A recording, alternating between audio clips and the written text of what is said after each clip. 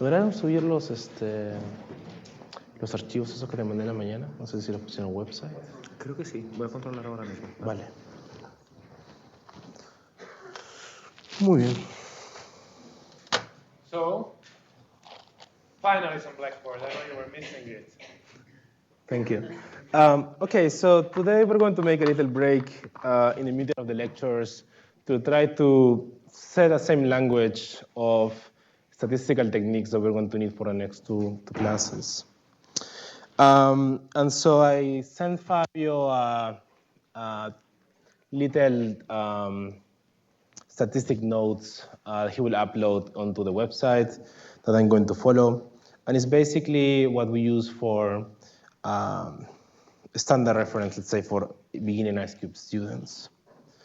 And then I'm also going to use or recommend several other references that you guys should be aware of if you are not aware of already. So just to put that out of the way before I forget. So the standard maybe reference in the particle physics community, it's the book by Cowan. It's called Statistical Data Analysis, 1998. It's maybe the standard reference that you should be aware of. Another book that is relevant is the book by Louis Lyons. That's also Statistics on Nuclear Physics, 1986. And another thing that it's also good to know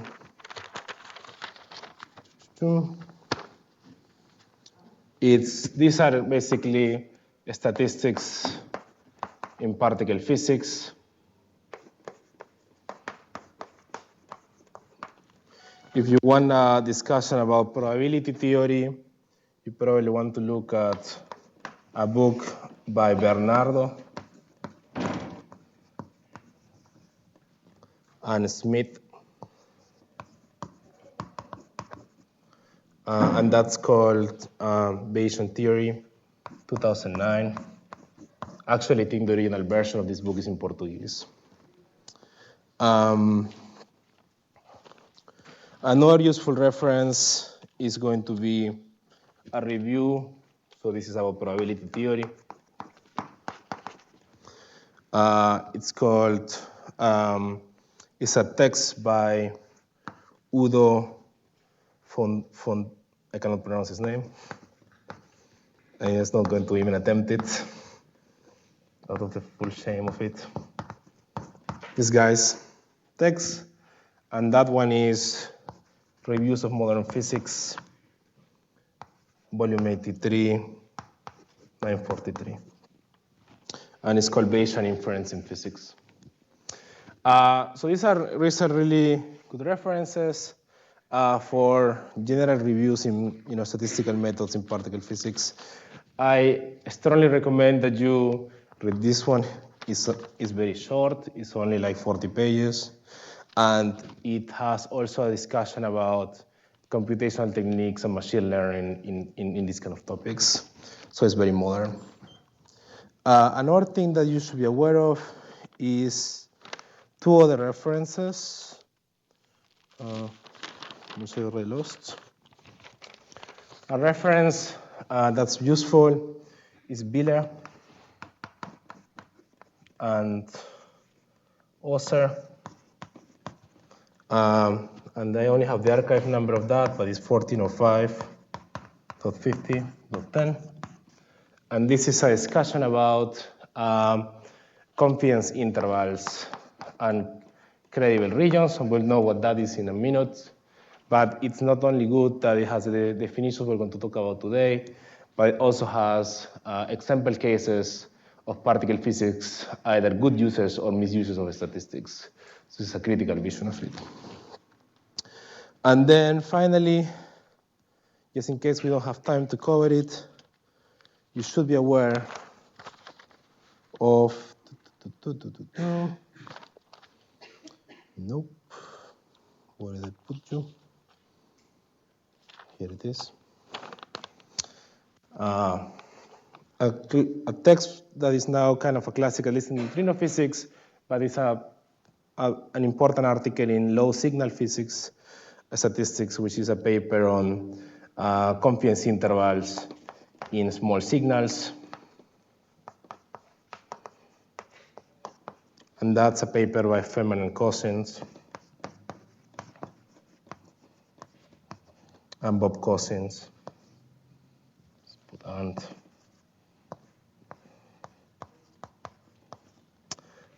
And that's a PRD 57, 1998. This is a very famous paper, so you will have no problem finding that reference. Okay, so that's just recommendations.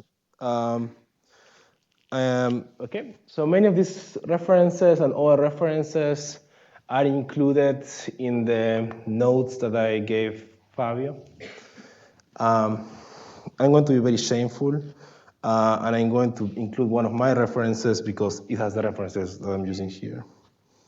And that's only for the latter discussion, but it's, if you are interested, it's basically, and this is 1901.04.645. So in that reference, you will find that I discuss more or less when I will outline these references and where useful, but this is basically a reference for incorporating systematic uncertainties in small signals and small signals. And there you will find other references that are also useful. Okay.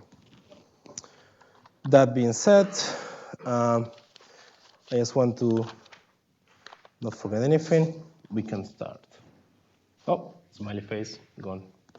Okay, so let me just start from the basics. The easiest thing is to understand what is probability, and so let's just give you the standard definition of it. So let me just say that probability is going to have two different definitions that come from two different schools. These schools are almost equally old. One definition is that probability is the expected degree of belief, or the degree of belief that you will have for a given outcome. So for example, if I have a coin, and that coin can have, when I throw it out, can have two possible sides. It can be heads, or my coin toss can be tails, right? If I am playing one of my good friends, and he throws a coin at me and asks me if it's heads or tails, I believe in him, so my degree of belief will be that half of the time I'm going to get head, half of the time I'm going to get tails. The definition of probability also has an alternative definition that is not related to the person that's asking the question, and that is the frequentist definition. And in the frequentist definition, basically, the probability of an event happening is basically equal the fraction of times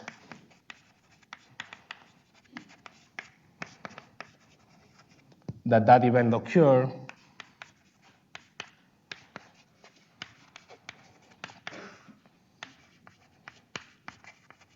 out of an ensemble.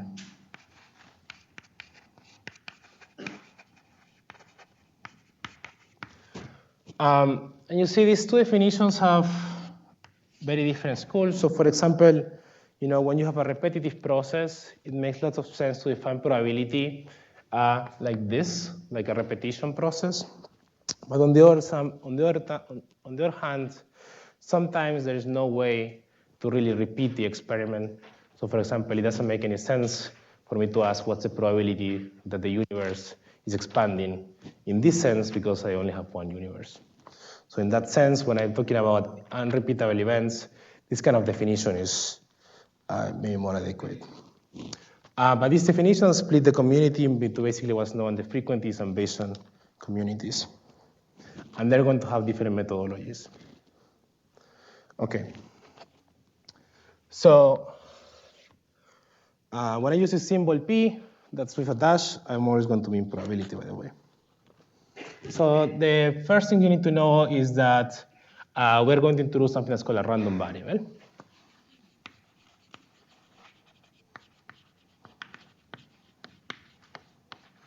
And the random variable is such that it can have random outcomes.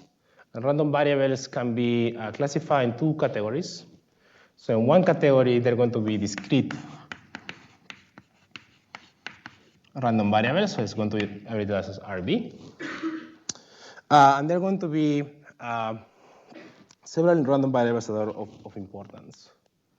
So the first random variable could be, for example, the one that's associated with a coin toss. So in a coin toss, I only have two possibilities. I have this one or that one. So I can say that my random variable, can have an outcome that can be either 0 or 1. Okay, so that's the range of this variable. And we say that a random variable of this kind of process is a Bernoulli distribution. And I'm going to denote this by this. So X, this symbol is going to mean has the distribution, has a Bernoulli distribution. And the Bernoulli distribution is going to allow for one parameter, saying it's going to call beta. And basically that parameter is going to tell me how likely I am to get a 0 or a 1. So the definition of the Bernoulli random variable is that the probability of this X being 1 is just beta, and the probability of X equals 0 is 1 minus beta. This assignment of probabilities, so now I have a function here. This function is assigning to this event a particular probability value. This function is known for discrete variables as the probability mass function.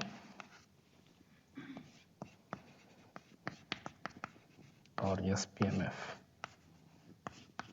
Right? So the probability mass function of a random variable tells me, like, out of the possible outcomes, what is the probability that it gets assigned.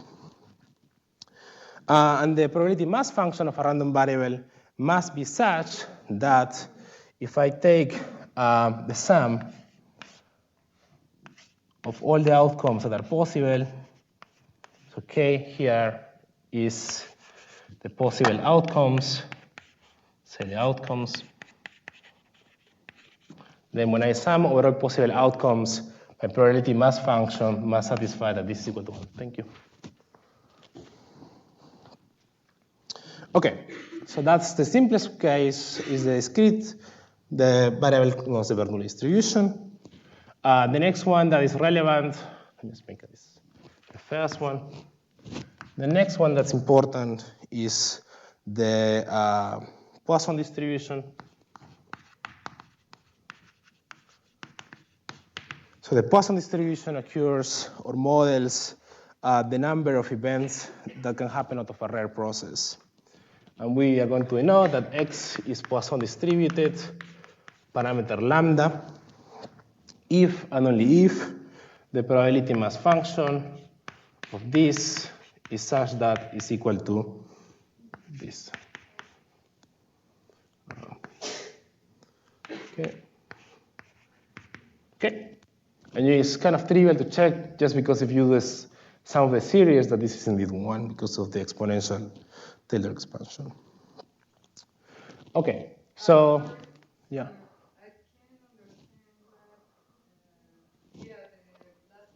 This one, it just says outcome, so all possible outcomes. So in this case, there are two outcomes, which is 0 or 1. In this case, in the Poisson random variable, the outcomes are going to be 0, 1, 2, or 3, and so on and so forth events.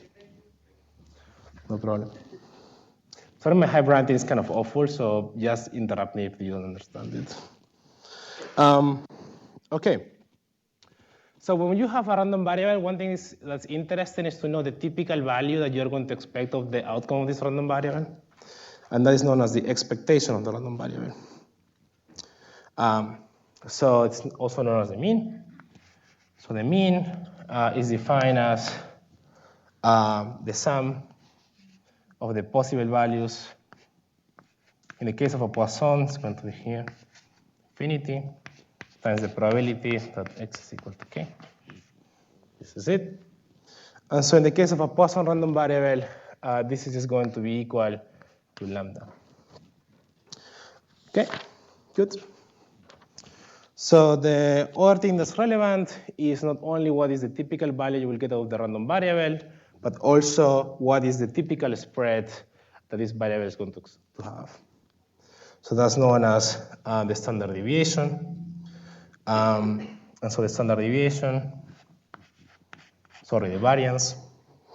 The variance of the variable is basically the expected, and this is similarly going to use for expected, the expected difference between the random variable and its mean square. Okay. And you can easily prove that this is equal to the, well, in the case of the Poisson random variable, we can actually expand this. So you expand this out, it's x squared minus 2x mu minus mu squared. Note that here, the x is a random variable, so it's not a number, but mu is actually a number. So if you operate on this is just going to be equal to the expectation of the variable square minus 2 times the expectation of the variable times mu. It's going to be 2 times mu the expectation of x. It's going to use this brace. Oh, sorry. Minus mu squared, because this is a constant, so it's not actually, it does not fluctuate. And so, oops, why do I have a minus there? Okay, so then if you do that, the expectation of the variable is just its mean, this guy. So that's just going to be the expectation of the variable square minus the mean square. Okay. And also people like to think about the standard deviation. So this is the variance. So the standard deviation is just the square root of the variance. Good. Nice. So these are useful quantities to try to parameterize different variables. So now there are also useful continuous distributions. And the continuous, I have to put the U's in the right place. The continuous distributions that are useful, I'm just going to know one of them because it's important, and it's the normal distribution. So we say that a variable is normally distributed with parameters mu and sigma. So now, in the case of a continuous distribution, the x is going to be able to take values in a domain that is no longer going to be a finite number of counts, like 0, 1, or maybe all of the natural numbers, but it can actually now take values in the whole real line. So I'm just going to make this. Okay. So now you can no longer assign a probability to an individual value, but you actually have to assign a density. So that what is important for then a continuous random variable is not the probability mass function, but the probability density function. So the probability density function of a normal distribution, little x, is just given by this formula.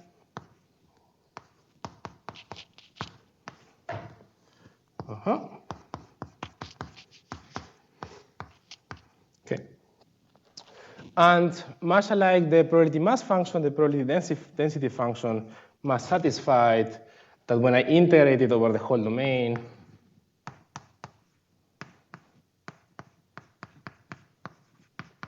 this is one, which is just saying that one of the probability must be conserved. Okay, so this probably you already knew. Let me just introduce something that is going to be important, and it's the concept of a joint distribution and conditional probability.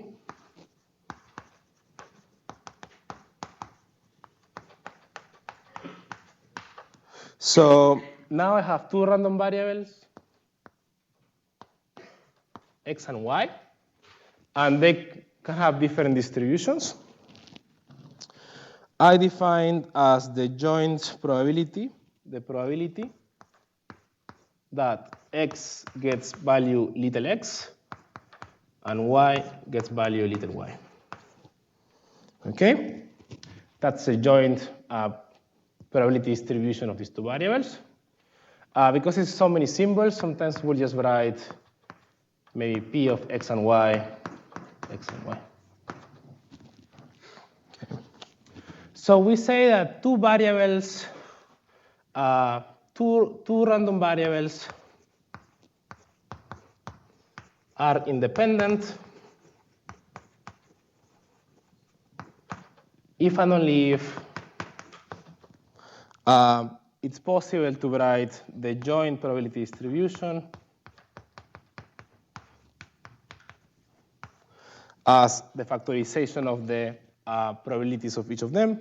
That means that getting x to be x and getting y to be y is the same as just getting x to be x by itself, and at the same time getting y to just be y by itself. Not all variables are going to be independent. So sometimes it's not possible to factorize two variables. For example, if I have two variables whose probability density function, x and y, for example, if they have this probability density function,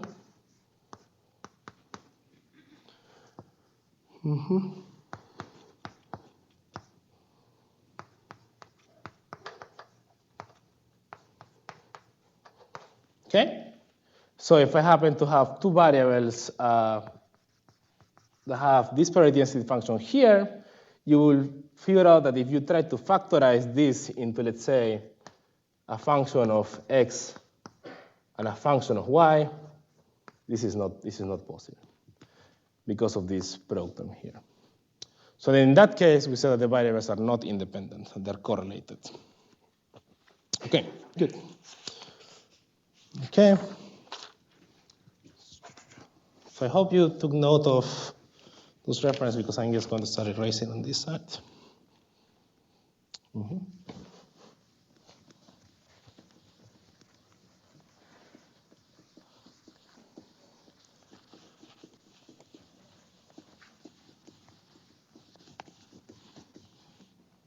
And I actually, where was I? Oh, I'm here. So now, if you have two variables that may be correlated, sometimes, think about, for example, if you have a particle and you want its energy and its length,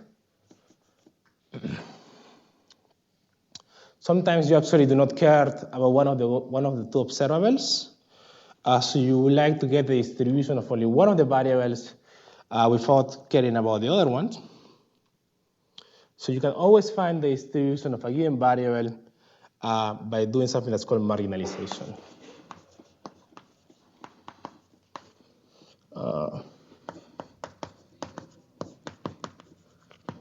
So if I want to get the probability distribution of only y, what I have to do is I have to integrate over all possible values of x, and then I get the y distribution. This is actually going to be an important property when we look at multidimensional analysis, the concept of marginalization. Okay. In the case you have a discrete process, this is the case for the continuous. For the discrete process, it's the same, but you just sum over all possible x's, the joint distribution.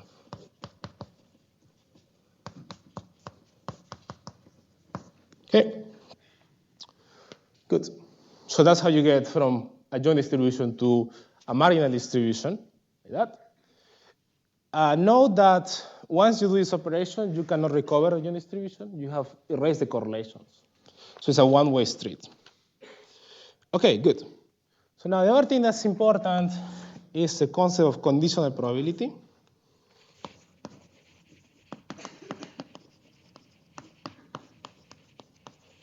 Okay.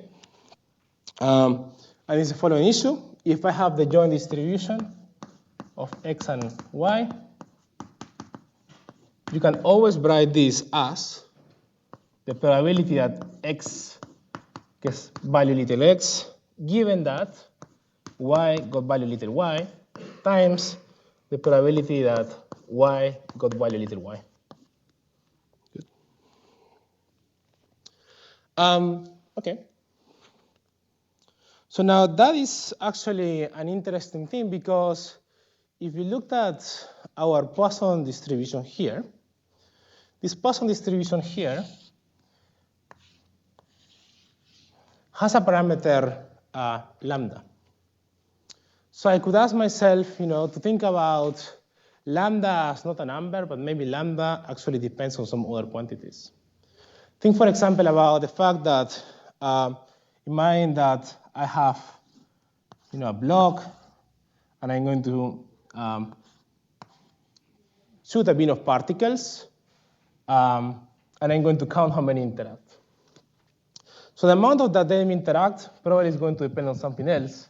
That something else may, for example, the beam energy. So it's interesting to think about not only as the Poisson process, but the Poisson process conditions on what the Poisson parameter may be.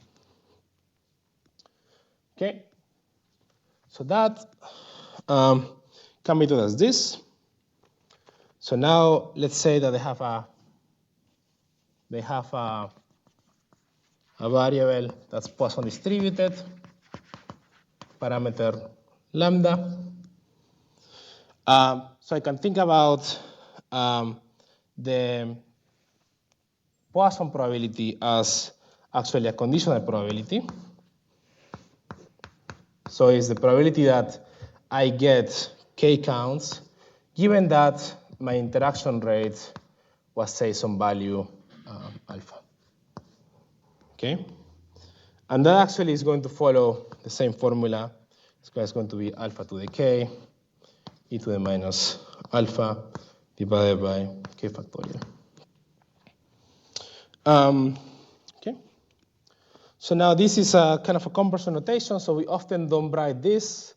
We often just write that this is equal to probability of getting k, given that my parameter was alpha. Okay. So what's important here is that when I do this convolution using the conditional formula, my random variable parameters are themselves the outcome of another random variable. Okay. So now, why is that relevant? It's relevant because of the following thing. So when we are doing an experiment, what we are actually interested in, we can compute is something that's known as a likelihood function.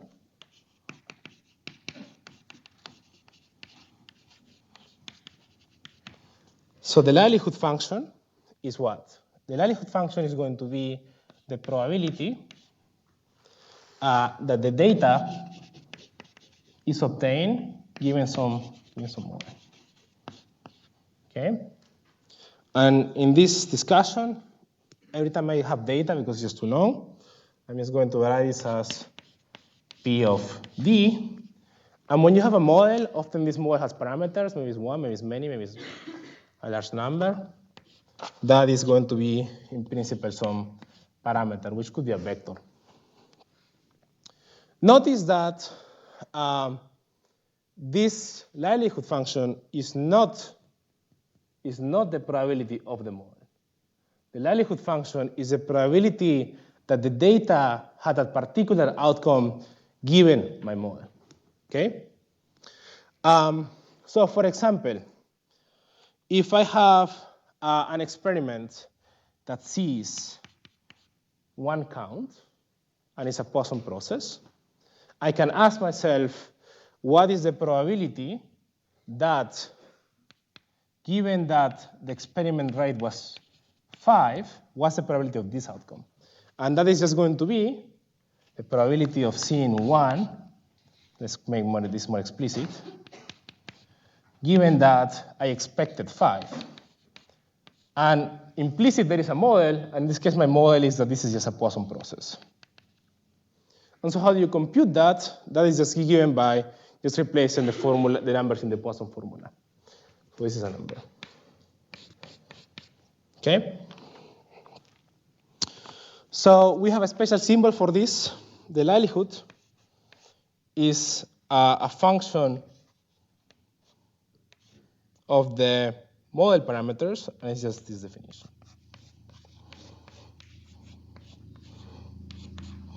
Well, it's basically a way of thinking about it is that I want to know, as I move my model parameters, how likely the data outcome is. Okay. Now, if we assume we have several measurements, so assume that you have multiple measurements and those are independent measurements, then what you can do is, if I have measurements, for example, D1 to Dn, then the likelihood of my model is just going to be equal to the product of the likelihood of each of my observations. Okay? Which means that if I have multiple bins, if I compute the likelihood for each bins, I just need to multiply the likelihood for all my bins. Okay, good. So I think that's good for definitions.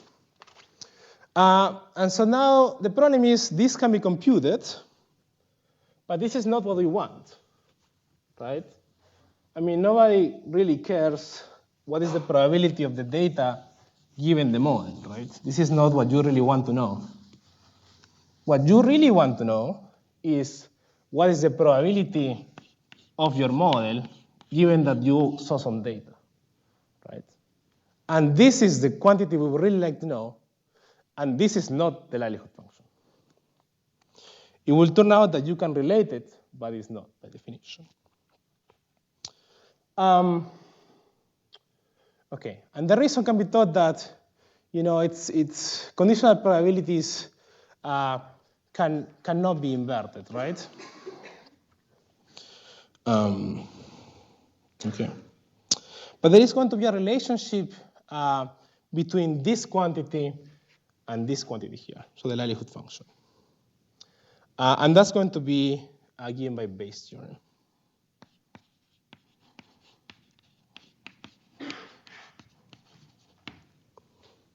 So the joint distribution of my model, symbol for and, or I can just write and, right?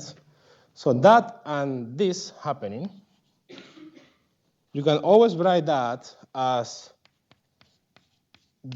this happening, given that this is true, times the probability that this was true. Okay? And that is just using the definition that I was telling you earlier of the fact that when two variables are not independent, I wrote over there probably, you can factorize it like that. But the and symbol can be inverted, so then this of course can also be written as d and theta. And this is equal then Same reasoning.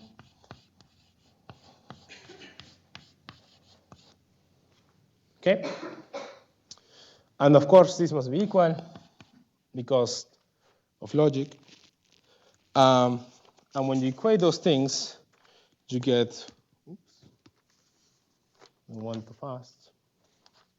You get Bayes' theorem, which tells you that the probability of your model given your data is equal to the probability of your data given your model times the probability of your model divided by the probability of your data. And in notations that we will often use, there are some, well, there's some, I will introduce this in a second. But let me tell you why this is the case, or give you an example.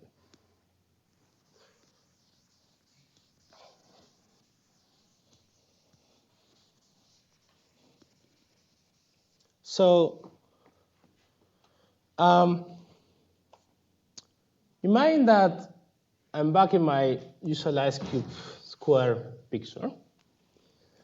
And imagine that we suddenly see that, over here, you know how it happened, but we see a muon, okay? Then I can ask you, well, what's the chance that this muon was produced by each of the neutrinos? So you have three options, right? It can be either, imagine that this is going up, so it's a little more dramatic, so it cannot be a cosmic ray. So I can ask you, what's the probability it could have been for a nu e, a nu mu, or a nu tau? Okay?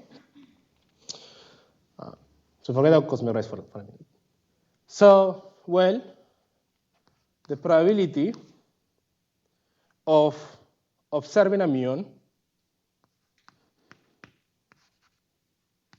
given that a nu e had an interaction, this is 0, because nu e's, when they interact, they make charge current events. Forget that they're extra showers, but the first order, this is 0.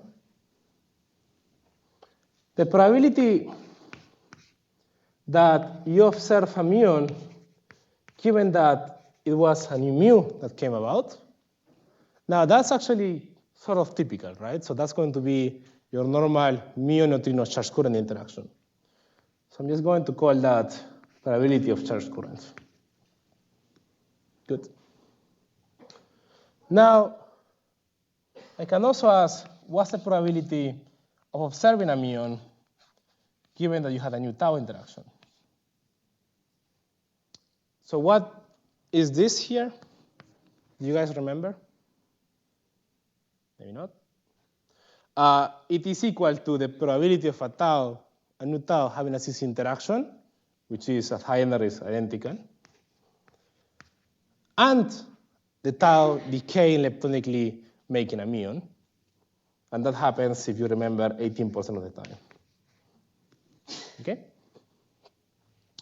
So obviously, and now I'm going to use the normal lingo that we use, the likelihood of seeing a muon, given that you have a nu mu, is larger than the likelihood of seeing a muon given that it was a nu tau interaction. But that does not mean that the neutrino that produces muon was necessarily a muon neutrino. And the reason is that that conclusion would require me to invert these inequalities. And for me to invert those inequalities, I need to know this thing here. So let me give you an example of how can that go wrong.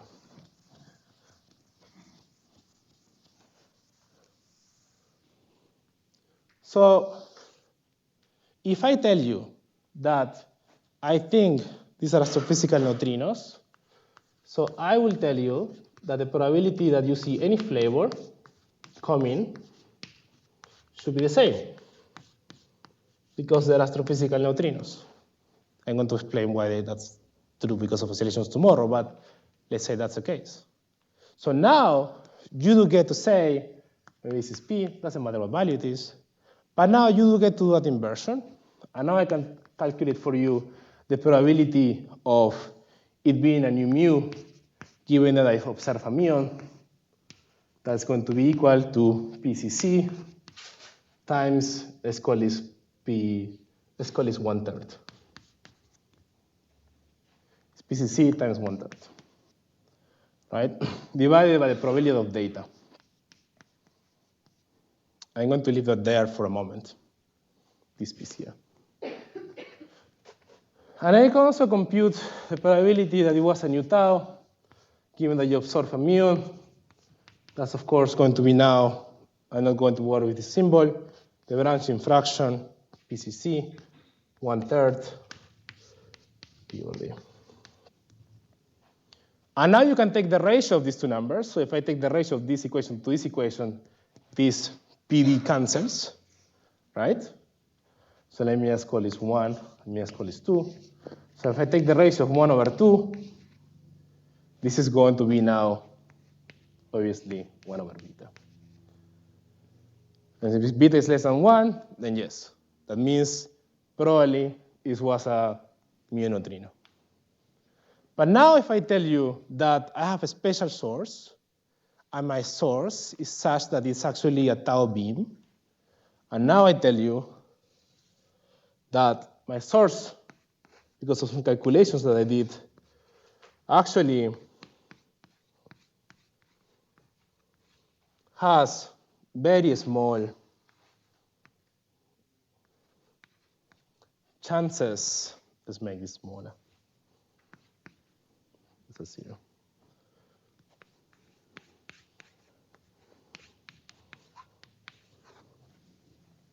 Right? Now my neutrino beam is given by that. That's what I think the neutrinos are going to be.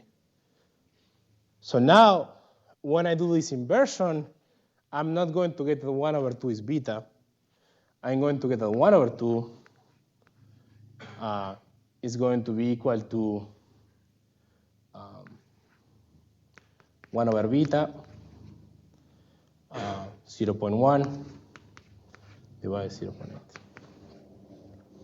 So now, I'm not going to do the math here because it's too cumbersome, but now I think you're going to get the point that I can now think, given this composition, that this muon here was actually a new tau. Even though the likelihood function, which is this, was actually larger for the new mu than for the new tau. Okay? And that is the difference, the key difference, right? Why you always need to have some prior information to actually make an inference about the model. Okay. Good. So the likelihood function, this guy here, I'm going to have a special notation for it because it's going to be important, but again, not what I really want. So the likelihood function, I think I already defined it. Yeah. Okay. My likelihood function is going to be L of theta. So I can rewrite Bayes' theorem, which is this here. I can rewrite this as the probability of my model given my data is equal to the likelihood of my model, by definition, times this guy here. So this guy here, this term, is a term that I know before actually looking at my data. So we call that the prior information, or just the prior on theta, divided by the probability of my data. Okay. So this has special names. This is called the likelihood function.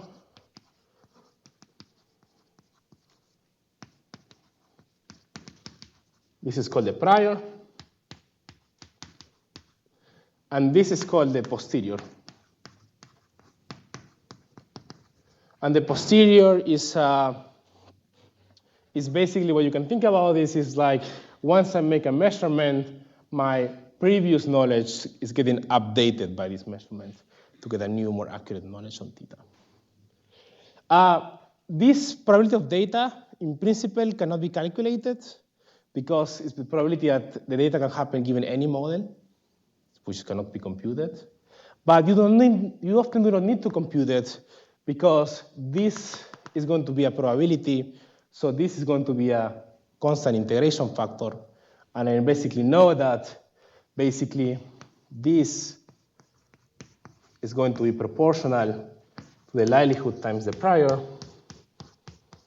And the proportionality constant, let's say C, must be such that it has to be the inverse of the integral of this function.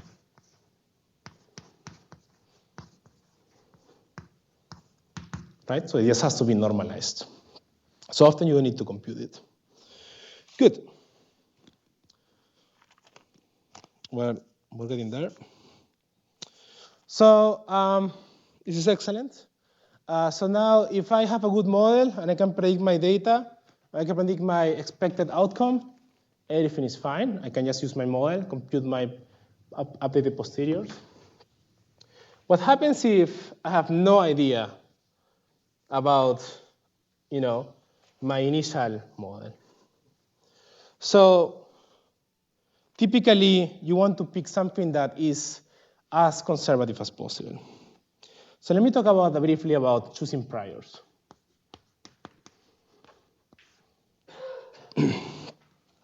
So in mind, I have a model, and my model is going to be the possible interaction length.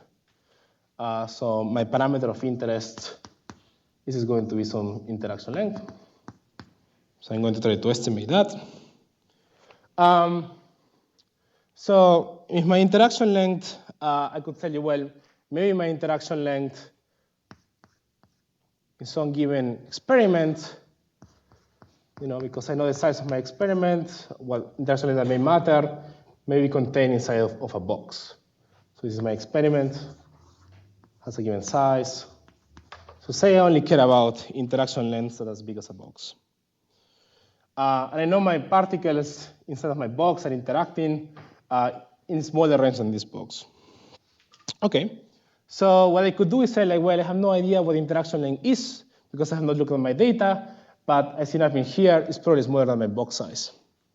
Okay, so safe bet is say maybe the prior should be just 1 over the size of my box or 0 for lambdas in between 0 and L, and then 0 otherwise.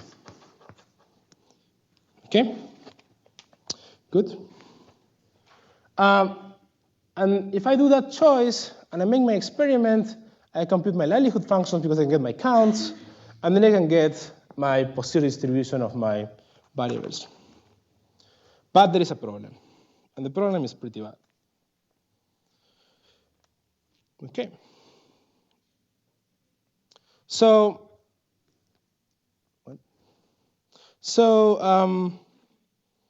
what matters is the probability, which is going to be an integral then, like this. It's going to be the integral of my likelihood function. It's going to be lambda times my prior on lambda.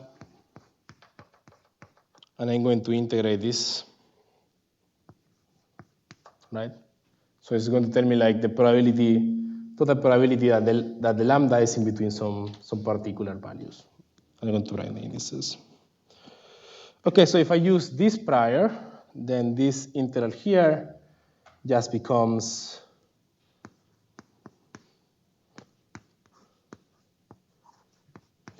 it's because I just chose that.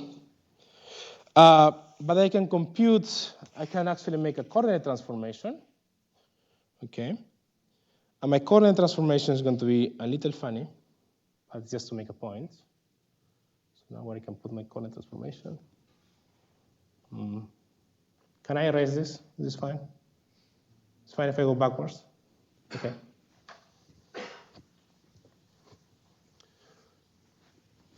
Okay. So my coordinate transformation is going to be a little funny, and it's going to be a new variable phi. It's e to the lambda. And now, of course, I compute d phi, which is going to be e to the lambda d lambda, right? And that's just phi, so I can get this as d phi, where phi is equal to d lambda. And then you can just go, so this was a probability. So you can just go back to an integral, replace it, and I have an integral of phi, 1 over L over phi, d phi. Okay? But now if I read this equation here, it turns out that I can identify this as a prior on phi. Okay? And that means that now my prior in this variable phi is actually 1 over phi, which means that I'm telling this problem that I actually prefer values of phi that are small. So I thought that when I was doing this assignment here, I was being sort of very open and say like, this is my box, particles are coming this way, I see that in here, safe bet is somewhere in between there and there, equally likely. In reality, this assumption is actually dependent on the parameterization that you pick. If I say that it is equally likely in the length, now it's no longer equally likely in the exponential of that. So choosing the prior is problematic in two ways. In one way is that you either need to compute it or not for some theoretical reason. And in another way, you also need to choose a parameterization for that. So for example, if I have in neutrino oscillations, for example, the oscillations are going to depend on some mixing angles. So those mixing angles are going to be, the oscillation formula is going to depend on, let's say, the sign of the mixing angle. So if I choose my prior to be saying like the mixing angle between neutrinos should be somewhere between 0 and 1 flat, that doesn't mean that I'm implicitly now making it not flat in, for example, theta. Okay? So one needs to choose priors that are robust or well motivated, say that. So we typically like to use non-informative priors. So in the case of, oops, where's my notes? In the case of experiments, you typically try to be well-motivated prior. Like in this case, if we're talking about this interaction length, picking it on the distance sounds reasonable. So when you have a scale that has a finite range, picking a uniform prior is fine. There are other cases that are more problematic. For example, in the case that, for example, your variable of interest is no longer a box, so I just have an experiment, and I'm just going to say, until what distance do they interact? So that L now can be infinity. So then your prior, of course, cannot be 1 over infinity because that's 0. So in that case, you typically want to pick very broad Gaussians or power laws. So picking the prior is a big problem. And this issue, the fact that to be able to calculate the posterior distribution, you need to pick your prior, is the reason why people do not like this kind of Bayesian statistics, because it's always dependent on how the person parameterizes the problem. There are going to be advantages and disadvantages of the frequentist and Bayesian approaches. This is the major one of the Bayesian one. The big disadvantage of the frequentist approach is going to be that the frequentists basically do not believe in the existence of this prior information. But when we derive Bayes' theorem, you realize that we basically only use logic. So inference is always going to require the information of your prior beliefs. So frequentist statistics is a statistics techniques that only tells you how unlikely that data realization was given your model. It can never tell you that your model was preferred or not. Now you can have two models and some data, I can tell you that the realization was unlikely in this model, more so than the other one. That can be done. But that, as given by this example, does not guarantee you know something of your model. So it's just an unfortunate, well, it's just how logic works. Okay. So now let me tell you how we actually figure out things. So the posterior distribution of a model, I'm just going to call it P of theta d. That's the posterior. So once I compute my posterior after I pick a given prior, I can tell you what is the most likely point of my model, and that's known as the maximum a posteriori value, and that's just given the model parameters that maximizes my posterior distribution. That's that. Okay. So in mind that your posterior distribution is well behaved. This is my model parameter. This is my posterior.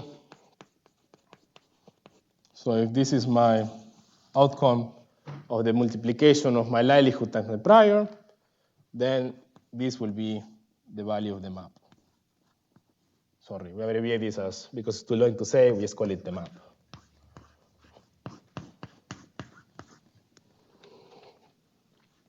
Now, the map is a good representation of your most likely model point, but it can be misleading. For example, there is no guarantee a priori that your model will be mono, will have a single maxima. So for example, you can have this posterior here. In this case, the map is here. But you can see that there's a big chunk of parameter space here that you're totally missing. You can also have all pathological cases. Okay, so often we don't want to report the map because of these kind of problems. We would like to report the region where I believe the parameters should be. And those are known as credible regions.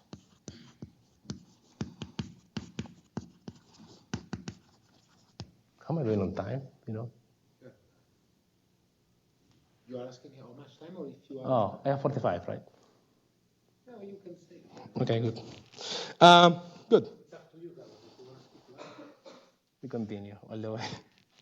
Okay, the credible regions are the following. So now in mind I have my posterior density. So that. So this is my posterior density. It's kind of funny shaped, like that. So this is the answer of your analysis, but you want to summarize to your colleagues because you don't want to give them this plot. Tell him like, where is my parameter live? So we define the credible interval at some level, alpha, as the volume or region such that the integral over that volume is equal to 1 minus some tail. Notice that this by itself does not define the region of space because, you know, I could decide that I want to pick everything to the left. That let's say that alpha is 10%, so that this has to be 90%. I could do that. I could also choose to do, you know, start from the middle until I get everything. I could also do it from the right to the left. So there are multiple choices. So the standard choice is something that's called the highest probability density credible region. And how that works is how you would really like this to work. The highest probability density credible region at some interval is the set that satisfies the condition that the posterior, this is kind of a funny notation. So what this just means is that I have my whale here. So here, what I'm going to do is I'm going to find some level, right? And I'm going to take everything above that level. So I'm going to scan down in height until I get a point that satisfies that the integral is 90%. So what I'm effectively doing here is I'm adding things to my credible region ordered in posterior density, right? So I start from the highest point, I add this one, this is inside my credible region, this one 2, 2, 2, and keep adding them until I no longer have them. So the advantage of this definition, well, advantage or disadvantage, in this case, if my posterior density looks like this, right? Maybe your 90% region is disjoint. There's no guarantee. It can be like that. That's just fine. Okay, so if I have a model and I want to tell my colleague what's the maximum likelihood point, the maximum posterior point, so this is the parameter point that I believe the most, that's just the maximum of my posterior. If I want to tell my colleague what's the region of parameter space that is preferred or where I think the true value is with some probability, that's given by these credible regions. Often we want to do something else. Often we have two models, and I want to tell my colleague this model is much better than this other model. So the third problem is known as the model comparison problem.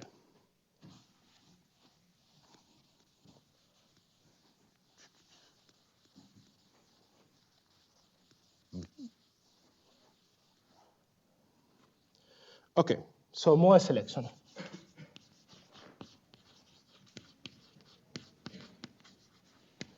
Okay, so suppose I have two models, model 0 and model 1. Okay, and it could be standard model plus dark matter. It could be flat sky, sky with point source, anything you want. We can compute for each of these models. This stroke is getting a little small. We can compute for each of these models the probability of the model given some observation. And that's just given by Bayes' theorem as the probability of the data given the model, the probability of the model, so just as the prior of the model, divided by the probability of the data.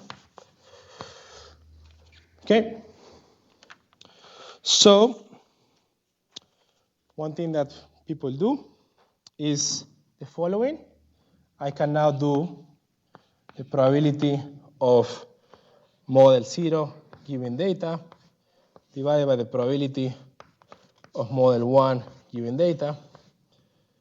That's equal to, this denominator is going to cancel, the probability of the data given the model times my belief on this model divided by the probability of the data given the other model times my belief in this model.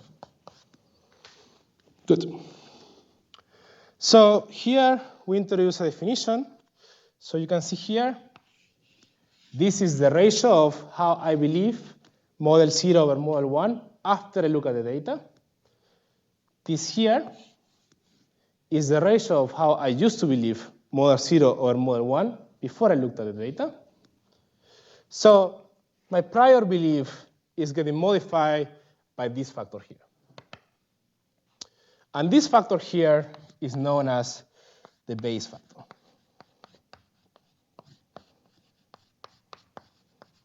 Often denoted by B. Okay. Now, here, notice that I have a model, right? But this model, is just, let's say, let's call it the dark matter model, right? So this model has the dark matter mass and the dark matter, let's say, cross-section, right? So how do you actually compute this quantity here? So that quantity can be computed in the following way. So for that, you need to have that your model has some set of parameters. For example, if we're talking about, let's say, BSM, could be mass of dark matter, cross-section of dark matter, whatever you want, okay? And the probability of my model,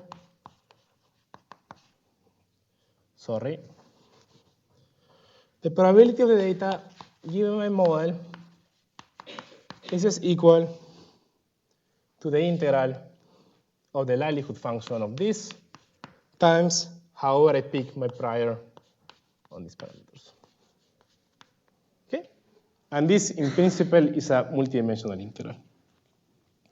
This integral has a special name, and it's known as the evidence of the model. Good. Okay. So now I just need to figure out where they left this piece of paper because I don't find it. Maybe say okay.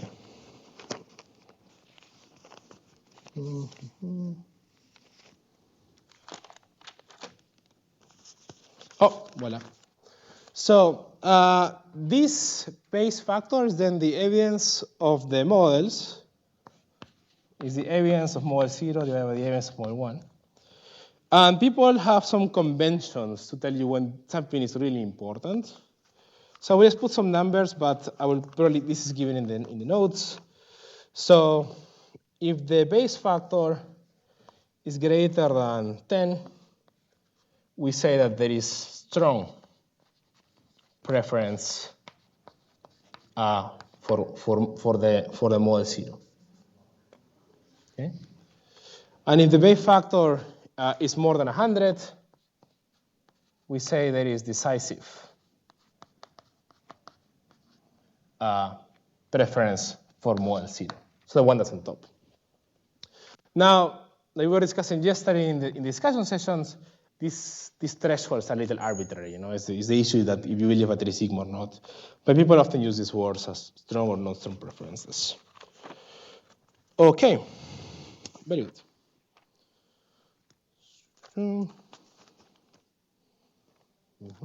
This one gone. So I should just say two things before moving on to how to do things in the frequentist way. Is that most of these things sound a little complicated, how to compute them, but the Bayesian community has now a total industry of how to do all of these things. And I will just refer you to two packages that at least I find very useful.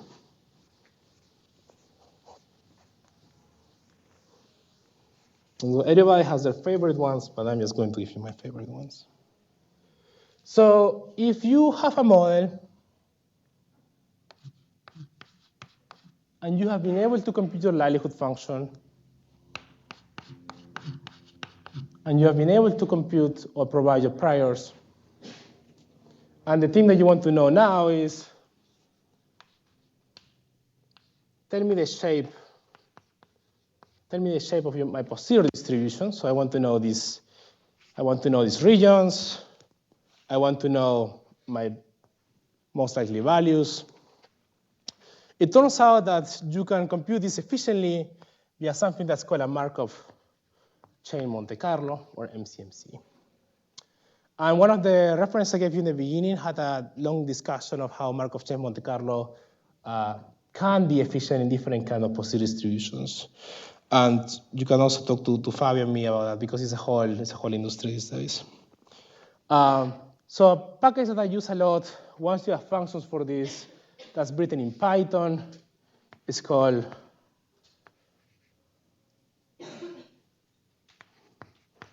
I think it has two E's in the end. I'm not sure. It's two E's in the end, right? It's called MC. Okay? What? Which stands for? That I don't know. Do you know? No. So MC is a Python-based package. It has a very nice paper that explains it. I don't remember the acronym though. It's Python-based, and so it works very nicely. You write a Python function that gives you this and this, put a bunch of buttons, and out comes all of the things I've been talking about. Another package that's extremely popular that, depending who you talk to, will tell you it's a true MCMC or not an MCMC, is the multinest package. And so multinest was designed not to compute the posterior distribution, but it was optimized and designed to compute the evidence intervals. Okay? So it's one of the best, most robust, well, it works fairly well to compute model evidences. It turns out that as multinest computes the model evidences as one of its secondary outputs, it also will output to you the posterior distribution. And that's also extremely useful tool. Okay, good. So now, I just need to explain you.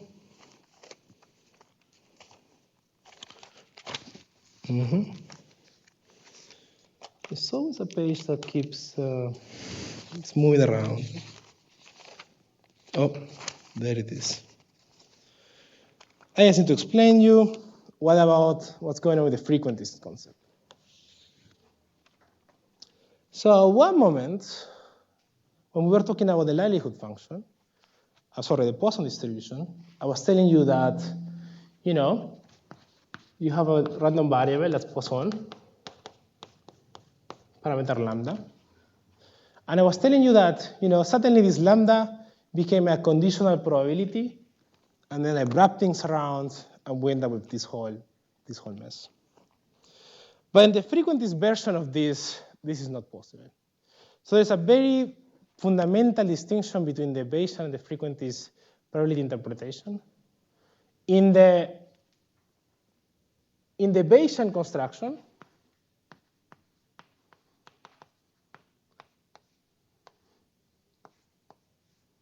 use another letter. In the Bayesian construction, the parameter, let's say the cross-section or interaction length or whatever, that controls my observed distributions, in the Bayesian interpretation, this is a random variable. Okay?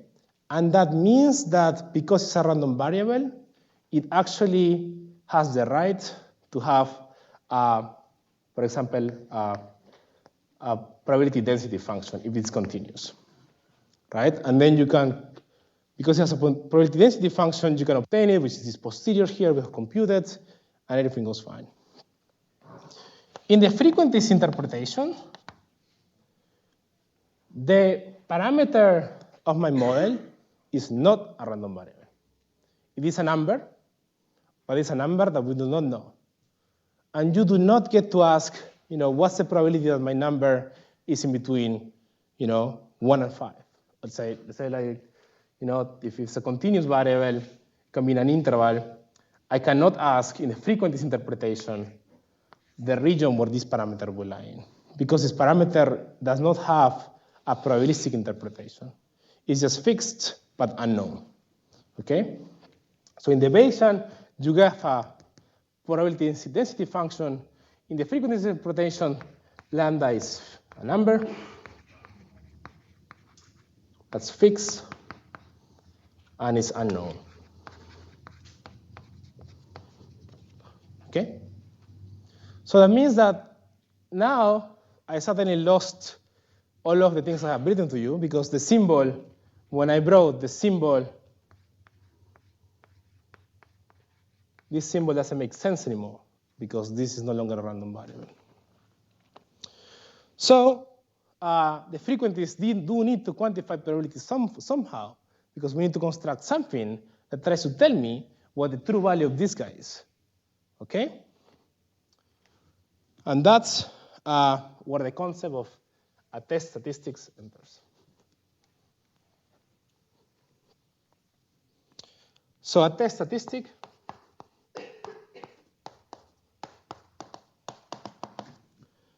just for brevity TS. A test statistics is a random variable. Okay? And it's a random variable that I'm going to use to try to construct or infer properties of this true value. So I'm going to construct things called estimators. Okay? So frequent test statistics are going to be two that are very relevant. So one that's very well known is the chi-square test statistics. Okay? So the chi-square test statistics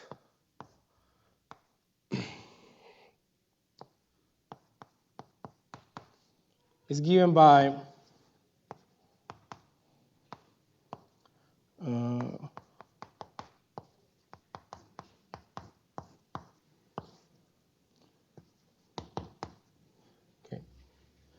so I have my model, as always. So my model allows me to predict mu.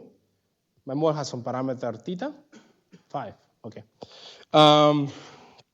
Yeah, let me just finish the test statistic piece, and then we'll probably continue tomorrow. Okay, so it's going to be by this. So here the xi's are going to be the observations in each of my bins. So let me just draw this. Mine have 4 bins. I see something in each of my bins. How much I see is this xi, and how much I predict. Let's say this is my prediction. That depends on my model. That's my mu I.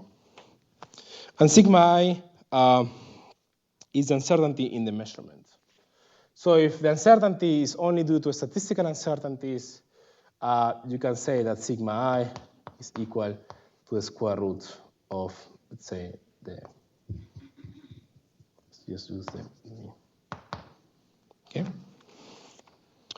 Good. So, yes. Oh, sorry, the sum should be in K. My bad. I changed notations.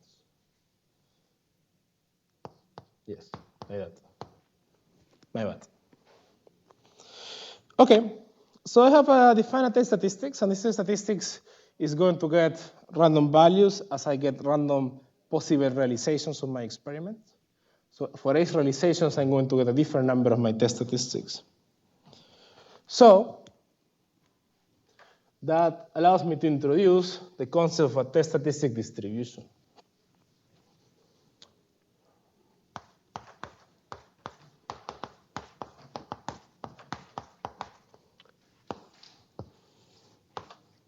Let's call this TS. So here is my experiment, right? This is my model, and I make my experiment happen once. I get these 4 data points, okay? I use that in my chi-square formula. I get some value of my chi-square. Let me just bin this also. Oh, my bins are over here. Okay, let's say this is 0, 5, 10, 15, and 20.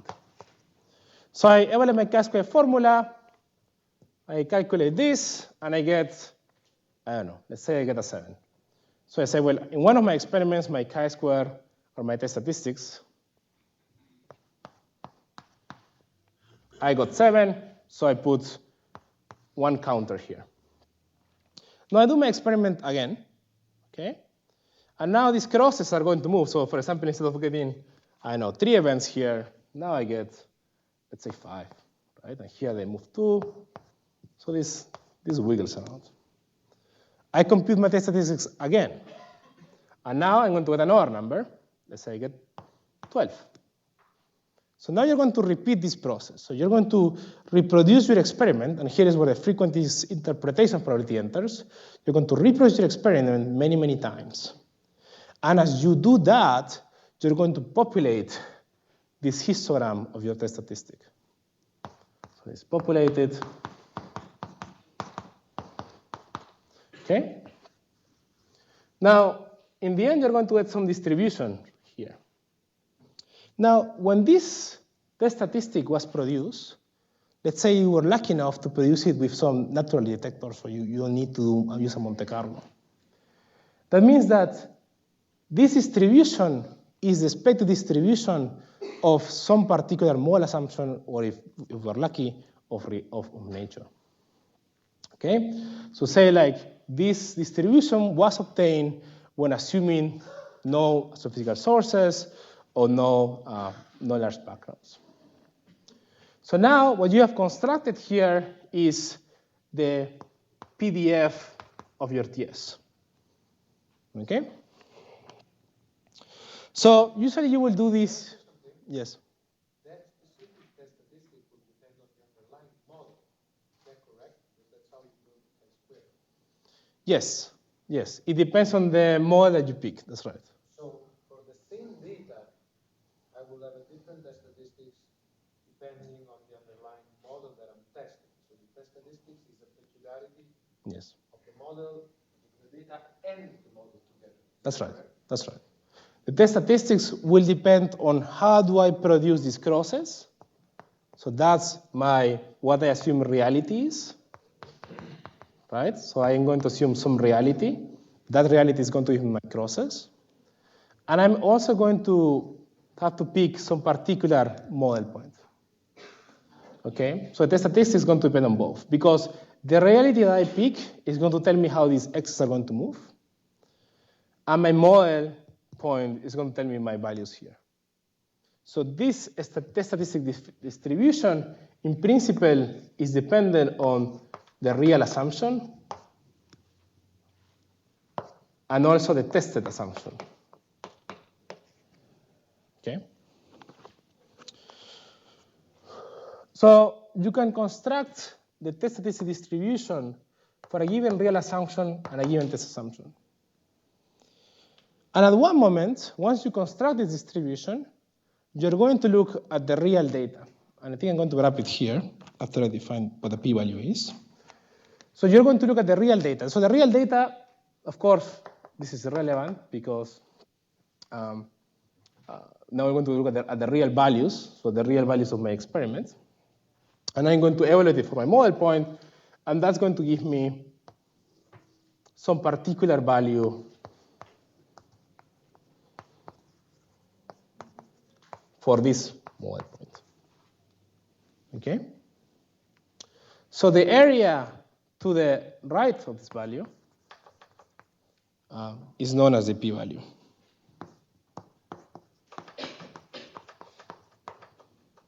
So just to be clear, the p-value is defined as the probability that my test statistic is greater than the probability that the test statistic was seen. So this is what the issue that I was telling you earlier comes about. So if my model is such that it produces a test statistic, it might have two models. So one model test statistic is like that. Say this is theta equals 0. And another model test statistic looks like this. Okay? And now I observe reality, and I get, let's say, I get this value here. So this is the observed one. So I expected that if reality will be 0, my test statistic distribution should look like that, meaning that getting this value happens quite often. And that's measured by the size of Holly's area. On the other hand, if reality would have been t equal 1, getting this large value is quite unlikely. Okay? And that's what this value is measuring. Again, this is not telling you the probability of your model. It's just telling you that this data realization was unexpected given this particular model choice I had done. Okay? But we can use p-values to gauge and sense when a model is not working or when it is. And that's when I'm going to stop. I had a couple of more pages, but we can continue tomorrow because I think that we have to close it. Yeah. Okay.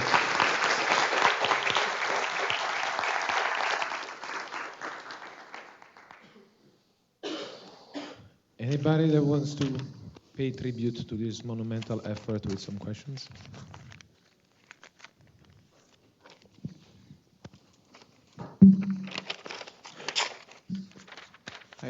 So I was wondering, when do you need to use the Markov chain Monte Carlo? Because, I mean, we can calculate, we have the posterior, and we can obtain, for example, theta analytically, right? So often it's not easy to. So imagine that I have, okay. Imagine that I have two variables only. Imagine I have one variable only, sorry. So just theta. One dimension, right? So if it's one dimension, I can actually make a little grid scan. And for each value of theta, just calculate the likelihood and the prior, and I can get my posterior. Now, you can do that. Imagine that I want, 100-point resolution. I have to read 100 times. So now, if you have a two-variable problem, now suddenly I have to do a grid of 10 times 10, so it's 100. And if mind you have a multidimensional problem, let's say typically 10, 15, 20 parameters, so there's no way you can make a grid.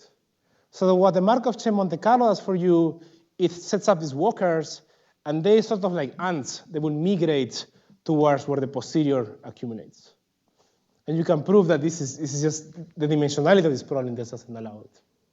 So the Markov chain is just a way to move cleverly into the space, so that to save time. In principle, you can sample the whole space, but in practice, that's not the case, right? Yeah. Do you know what a Markovian process is? Look it up.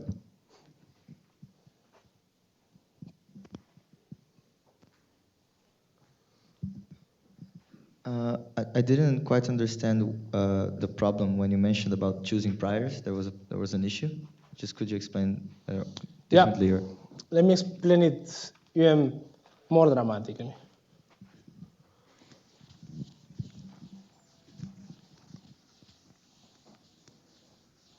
Suppose that we're trying to measure the dark matter cross section, right? Sigma B dark matter is my dark matter. Just make it sigma, so I make it so it's symbols. So I set up my analysis and I tell you like I'm going to make my analysis on sigma. Sigma is my variable of interest. I pick a flat prior on it, it's uniform. Okay, this is sigma. So now I do my experiment and I do not find dark matter. It happens. And so when you do that and you plot this is 0, you plot your posterior distribution, right? That's probably going to look something like that, right? So no dark matter, very likely. Big dark matter is discarded. Good. But then I tell you, this variable here is kind of an arbitrary because, I cannot really quite zoom in what's going on in the smaller cross-section sizes because I picked a linear scale here. Show me this plot now on a log scale. So like my linear scale, here is my 90%, let's say, Krebel region. Okay, so good. This is 10%, that's fine. Now I go to log space.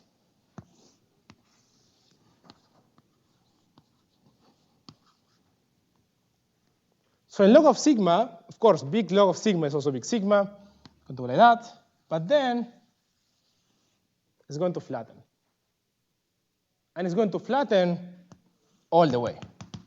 This doesn't stop.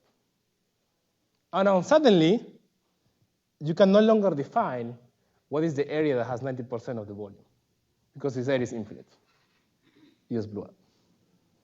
So the variable changes is really important, and it's more important when you have non-compact spaces. Does that make sense? Okay.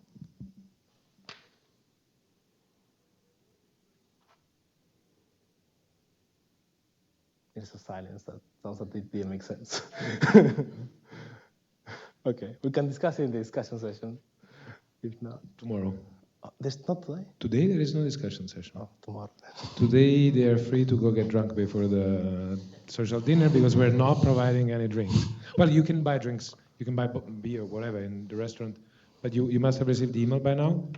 So we're meeting at the restaurant at 7:30. And you'll be given a coupon or something.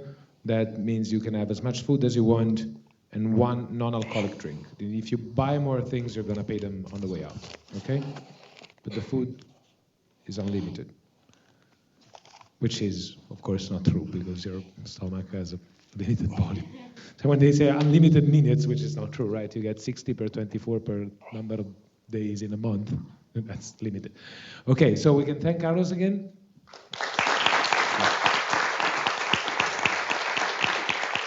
Let's be back by 2 sharp because there is the colloquium by Carlos and then there is a seminar from Dimitri on the astroparticle experiments in the Baikal region, and then free afternoon.